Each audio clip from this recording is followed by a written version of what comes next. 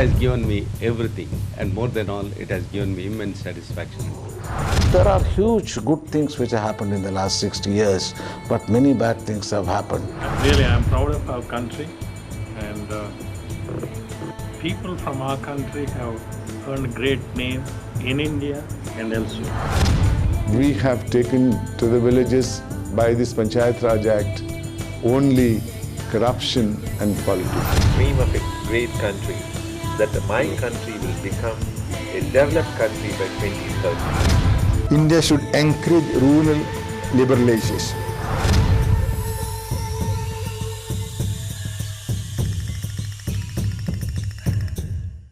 We, the people of India, have solemnly resolved to constitute India into a sovereign, socialist, secular, democratic republic, and to secure to all the citizens justice, social, economic and political, liberty of thought, expression, belief, faith and worship, equality of status and of opportunity, and to promote among them all fraternity, assuring the dignity of an individual and the unity and integrity of the nation.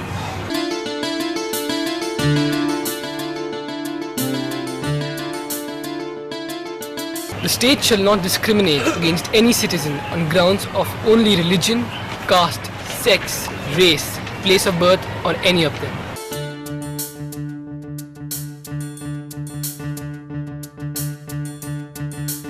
It shall be the duty of every citizen of India to abide by the Constitution and respect its ideals and institutions, the national flag and the national anthem, to cherish and follow the noble ideals which inspired our national struggle for freedom, to uphold and protect the sovereignty, unity and integrity of India, to defend the country and render national service when called upon to do so.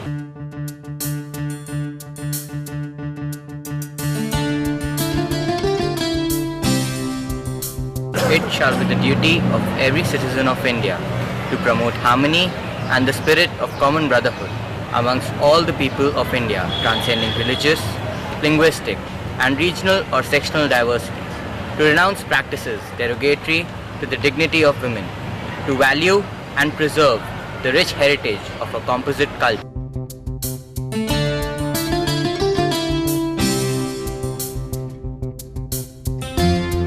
It shall be the duty of every citizen of India to protect and improve the natural environment, including forests, lakes, rivers, and wildlife, and to have compassion for living creatures, to develop the scientific temper, humanism, and the spirit of inquiry and reform.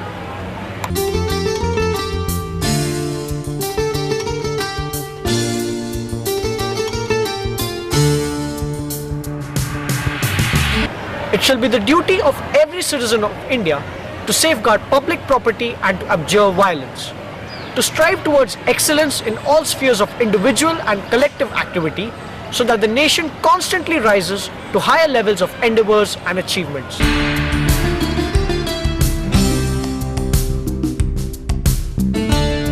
Namaskara and welcome to our special episode on My India, My Pride. Wow, India! I love India because it is my country. I love my India because it's a big country. There are many monuments, many places and many cities.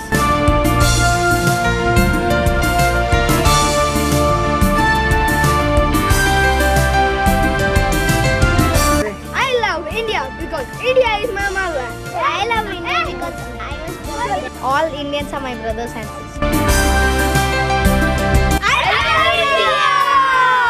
India is a land of various religions, diversity, and loads of culture. But it is that very culture that keeps us together as Indians. We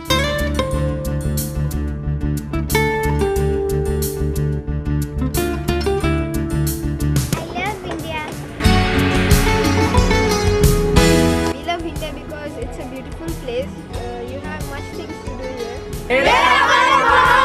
It is a great place on the earth. मेरा भारत बहुत सुंदर है. I love my India too much. My country is India. Vande Mataram, Vande Mataram.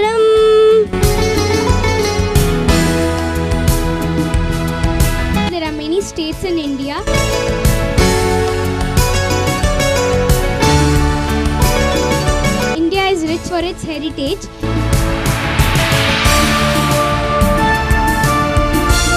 I love my country very much and I'm proud of it.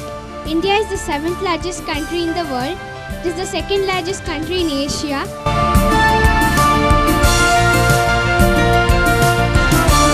India extends from Jammu Kashmir till Kanyakumari.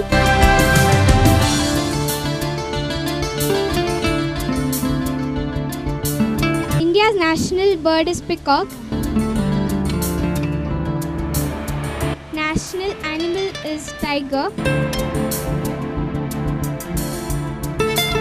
National tree is banyan tree. National game is hockey. The national flower is lotus. I want to be a good citizen of this country and I want to try to make this country a more better country in the world.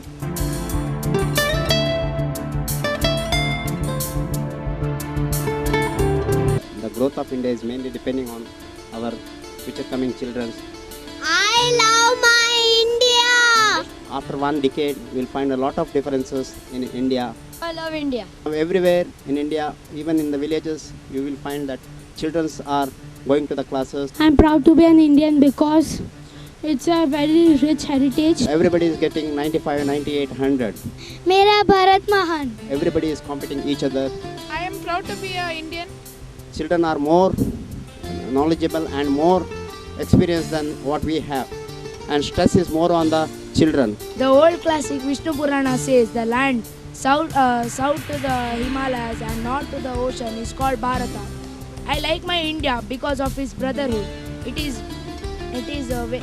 has various religions, traditions, cultures and races, languages, etc.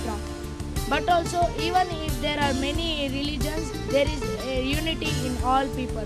So we are best in this world. India will become a great country in 2020. He is the current national under-10 champion. Is that right, Chaitanya? So how do you want to make your country proud of you? I want to achieve my goal and be like Vishwanath Anand one day and make my country proud. Why do you like India so much? Because there are a lot of green areas, there is peace and I can practice because there is peace. Okay, thank you, Chaitanya. Versatile country with lot of cultures. I have been to many of the places. I have been to Europe, Singapore and all, but I have never seen as the Indian soil as the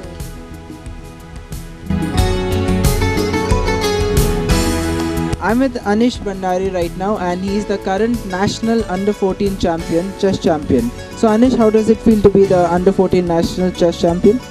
It feels great. There is a tough competition, but still my book course was higher than the top seeded one. So yeah, I won the under-14 champion. I'm happy. And what are your future plans and how do you plan to make your country proud of you? Again, I want to contend in international tournaments and make my country. Who's your role model? Me, Vishwanathan Anand. Okay, thank you Anish and have a great future. Thank you. We are proud of India because Indians people will make India proud very much. I'm right now with this young little girl Aneri from Gujarat. Is that right, Aneri? Aneri, why do you love India so much? I love my India so much. ઇન્ડિયામાં છે ને બહુ બધા જાતના stage છે અને ત્યાં છે ને બહુ બધા લોકો હળીમળીને રહે છે એટલે મેં ઇન્ડિયાને એટલે મને ઇન્ડિયા ગમે છે. જનગણ મન અધિનાયક જય હે ભારત ભાગ્ય વિધાતા પંજાબ સિંધ ગુજરાત મરાઠા દ્રાવિડ ઉત્કલ ગંગા વિંધ્ય હિમાચલ યમુના ગંગા ઉચ્છલ જલધિ તરંગા તવ શુભ નામે જાગે તવ શુભ આશીષ માગે ગાહે તવ જય ગાતા જન ગણ મંગલદાયક જય હે ભારત ભાગ્ય વિધાતા જય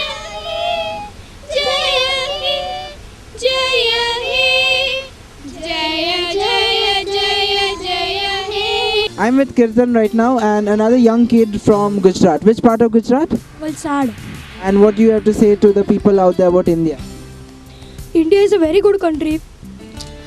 India એક બહુ સુંદર કન્ટ્રી છે. એમાં છે ને અલગ અલગ જાતિના લોકો હળીમળીને રહેતા હોય છે. પણ એમાં છે ને અને જ્યારે કોઈ મોટી વોર થાય ઇન્ડિયાની અને બીજા કોઈ કન્ટ્રીની ત્યારે ઇન્ડિયાના બધા લોકો હળીમળીને એક થઈને સામનાવાળાને હરાઈ દે છે અને ઇન્ડિયાનું ગર્વ અને ઇન્ડિયાના લોકોનું ગર્વથી સર ઊંચું કરે છે. Alright, thank you Kirtan. India is a very vast country. It has 28 states and 7 union territories. India has various cultures and traditions. So I like India. I'm with Kirtan right now and another young kid from Gujarat. Which part of Gujarat? Valsad. And what do you have to say to the people out there about India? India is a very good country. India એક બહુ સુંદર country છે. એમાં છે ને અલગ અલગ જાતિના લોકો હળીમળીને રહેતા હોય છે. પણ એમાં છે ને અને જ્યારે કોઈ મોટી વોર થાય ઇન્ડિયાની અને બીજા કોઈ કન્ટ્રીની ત્યારે ઇન્ડિયાના બધા લોકો હળીમળીને એક થઈને સામનાવાળાને હરાઈ દે છે અને ઇન્ડિયાનું ગર્વ અને ઇન્ડિયાના લોકોનું ગર્વથી સર ઊંચું કરે છે. Alright, thank you Kirtan. India is a land of various religions, diversity and loads of culture. But it is that very culture that keeps us together as Indians. We come across various types of people in our day-to-day life. Most of them are ordinary people who do what they're supposed to do. We also see some among the ordinary who stand projected. They perform excess than what was targeted from them.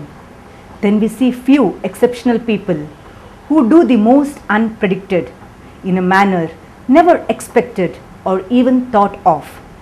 Most of their actions are unacceptable at first sight, but when they walk through the corridor of life, we just follow them feeling amazed and unassumed.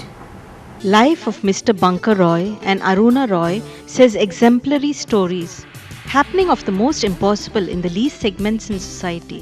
When you start something, you can never say 30 years down the line it will look like this. Not possible. It grows, it evolves, it makes a mistake, it comes back, it starts again. If you haven't failed ever, then there's something wrong with you. You're not Superman.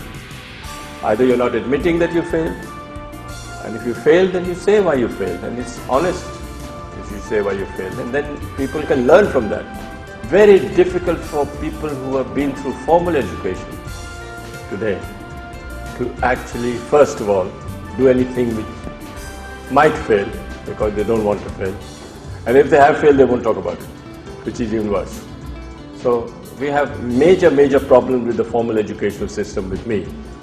I have no faith in the formal education system as it is structured today to produce results, especially if it is supposed to help the very poor in this world today. Solutions don't come from Harvard and don't come from Cambridge and they don't come from Stanford. No way. The solutions come from below. And unless you understand what solutions are there below, you know. Sanjit Bankar Roy was born in West Bengal in 1945. Studied in the prestigious Doon School from 1956 to 1962. Attended St. Stephen's College, Delhi from 1962 to 1967 and earned his master's degree in English. Surprised his parents deciding to devote himself to the welfare of people in the rural villages in India and world. I went to a very expensive school and college in India. And in 1965, I went to a village for the first time and it changed my life. And I came back home and I told my mother that, you know, I'd like to live and work in a village. Something hit me in the village and I'd like to go back and contribute. There's something that I want to give back to society. She wouldn't speak to me for many years. The only time she actually accepted me was when the Prince and Princess of Wales came to Thilonia for the first time. He is the man who founded the Barefoot College in 1972 in Rajasthan. There is no entry for those who come with degree certificates. The Barefoot College is 500 kilometers southwest of Delhi, and it's a place which is the only college built by the poor, run by the poor and managed by the poor. And the first thing the poor told me was, please give knowledge, skill, wisdom more importance than paper qualifications. It's a place where we have a very different definition of professional. A professional is someone who has a combination of competence, confidence and belief. So we built the Barefoot College with barefoot architects who still can't read and write today, but they built my college at $1.50 a square foot, and it is the only college in India where we have only used barefoot architects. It is the only college in India which is fully solar energized.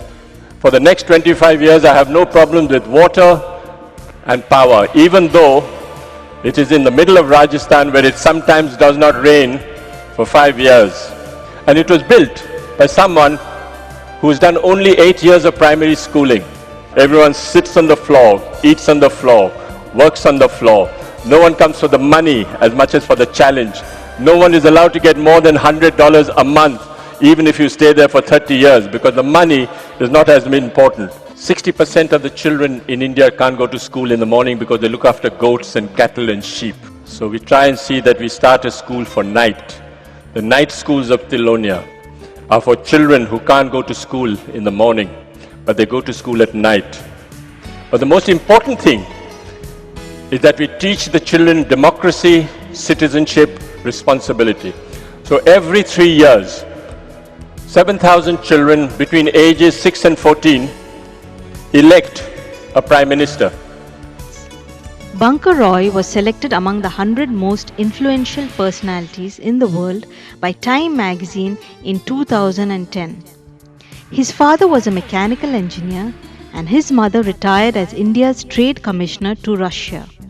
Bunker was a sportsman of note at school. Barefoot College is the only college that opens only to people without any formal education.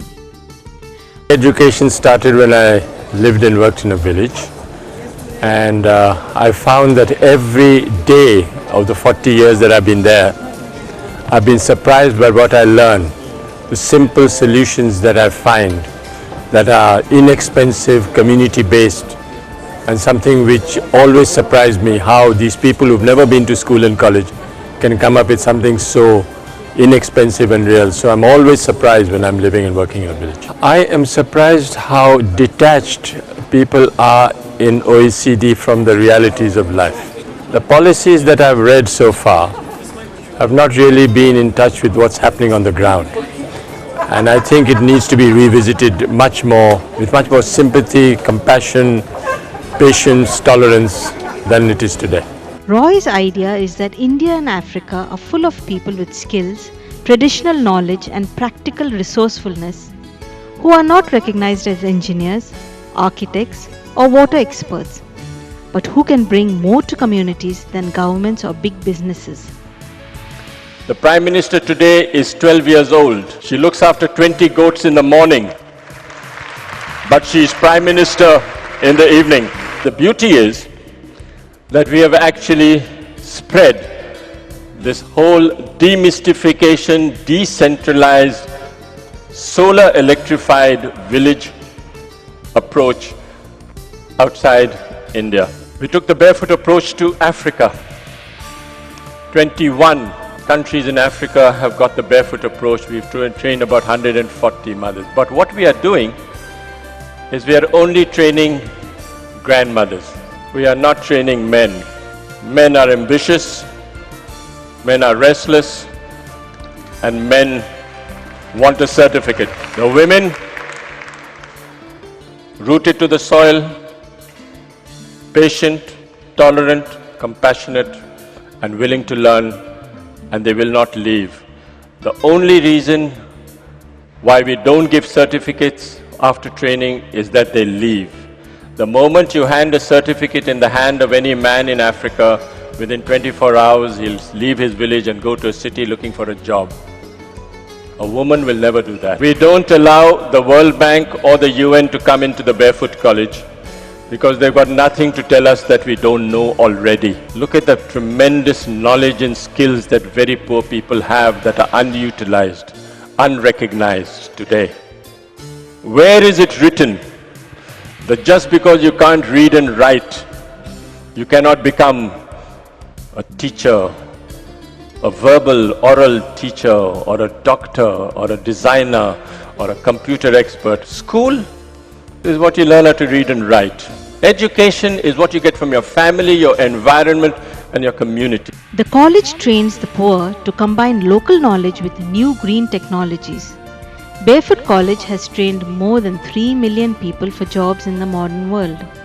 People have learned to become barefoot water and solar engineers, architects and teachers. It has helped hundreds of communities across India and now in 7 other countries install water supplies and solar voltaic lighting systems, develop bicycles that can cross rivers and design buildings that can collect every drop of water. Well, I was drilling and blasting wells, and it so happened that one of the drillers who taught me how to drill and blast came from a village called Thilonia, and he said, well, would you like to come to my village? I said, no, not really interested. But he sort of kept persuading me, and then finally I went.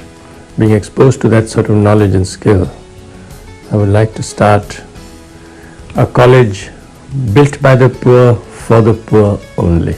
And the Barefoot College is supposed to be a college only for the poor. Bunker Roy utilizes traditional expertise rather than bookish knowledge for the upliftment of neglected communities. Roy was influenced by Mahatma Gandhi and Mao Zedong. He modeled his organization after Mao's barefoot doctors. I will stop with a quotation from Gandhi. He said, first they ignore you, then they laugh at you, then they fight you, and then you win. In 1970, Roy married his classmate Aruna Roy, then an officer in the Indian Administrative Service. Aruna served as a civil servant in the Indian Administrative Service between 1968 and 1974. She then resigned to devote her time to social and political campaigns. She joined the Social Work and Research Center in Thilonia, Rajasthan. I think what really is, for me, even today, after so many years of the Right to Information movement and after 5 years of the Act, I still feel awed that this thing has happened. So today we are talking about how India and Brazil, I don't know which other country was mentioned, is full of self-flagellation. But what they cannot do, I would like to say, I begin on a very optimistic note, that I think this country has tremendous potential, that if the people of this country, with all the corruption and all the mafia and all the systems that have gone wrong in this country. Aruna has achieved fame as a political and social activist. She became a prominent leader of the Right to Information movement and in 2000 received the Ramon Magsaysay Award for Community Leadership. I think we should not fix priorities. I think wherever we are, whatever strength is, in this huge group of people who have come here, I think all of them are equally important, and that is what we need to understand, both from this kind of economic aggrandizement and attack we have had, and also from the attacks we have had from religious fundamentalists. They have not prioritized, they have gone and taken over all the spaces that they have seen, and I think therefore I see really this as a million mutinies. I really see this as a multiple, multifaceted, pluralistic attack. But that's why I think the coming together of a political ideology of people's politics, or an understanding of being together on certain issues where we bargain collectively, that must be clearly understood. And I think we'll have to bargain for livelihood, we'll have to bargain for employment, we'll have to bargain for health, we'll have to bargain for education, we'll have to bargain for all the basic needs. And today these basic needs don't only cover the very poor. I think all the affluent or the lower middle class is fast slipped into the unemployment bracket. There's so many youth, literate youth, are unemployed. We must mobilize the youth. We haven't, even here, it was barely touched upon. And I think, 45% of India's population are the young, under 25. Now they must see that they have no future. How many of them are going to get green cards and go to the US? How many of them are going to get into IT programs? Are they going to be part of the 8.5%? How many of them can? So they must also see that they are being completely pawned, mortgaged, their lives are being mortgaged by a political economic system which has no regard for them. So I think if we look at these areas and work with people, who are the large masses of people, and if we still have a democracy, at least functioning democracy in some limited way, we can at least perhaps change. She is also a member of the National Advisory Council. In 2010, she received the prestigious Lal Bahadur Shastri National Award for Excellence in Public Administration, Academia and Management. And if you look at South America, you look at what has happened in Bolivia, you look at what has happened in Venezuela, happened partially in Brazil, then why not here? Why not here? So therefore, we'll also have to start internal discussions and internal arguments. The Dalit group which I talked to yesterday said that they have had no big deal in this, there has been no paradise that they have lost, because the World Bank has not destroyed a system in which they had everything. In fact, what is there to choose between the kind of new deal that's coming in and the old deal that they had? It is very important that we accommodate and give strength to all the vulnerable groups and give them space in our politics to take them along with us as equals and place them as members of our and prominent members of our team. So we'll have to work politically amongst ourselves, between ourselves also very hard. You know, I think that the leadership of all our movements will have to change. Why am I here? I'm born a member of the ruling elite. I speak English. I mean, today the way I speak English puts me in a class. My role should be played by a person who has come from that particular class. If you look at the meeting, we're all people who are dissidents from the same class. The Roys show us the rays of hope, where people at the helm of affairs and well-to-do backdrops come out from the formal world to the real world to realize their dream come true. The ordinary world always tried to find fault with them, but failed to challenge their spirit that always grow over expectations, with exceptional happenings in the real world of hunger and despair. Everyone has dreams, and it is our real aim to achieve our childhood dreams. Most of us forget our dreams as we get into the troubled waters of real life situations. Very few remain with their childhood dreams, and they do wonders and surprise the world all through their life. Really achieving your childhood dreams, also referred to as the last lecture, was a lecture given by Carnegie Mellon University computer science professor Randy Pausch on September 18, 2007, that received a large amount of media coverage. It was the base for the last lecture, a New York Times best-selling book, co-authored with Wall Street Journal reporter Jeffrey Zaslow. Professor Pausch has been diagnosed with pancreatic cancer on September 19, 2006. His doctors had told him that he had only 3 to 6 months of good health left. He lived 22 more months and died on 25th July 2008. Professor Pausch's last lecture has received attention from both the American media as well as recognition from news sources around the world.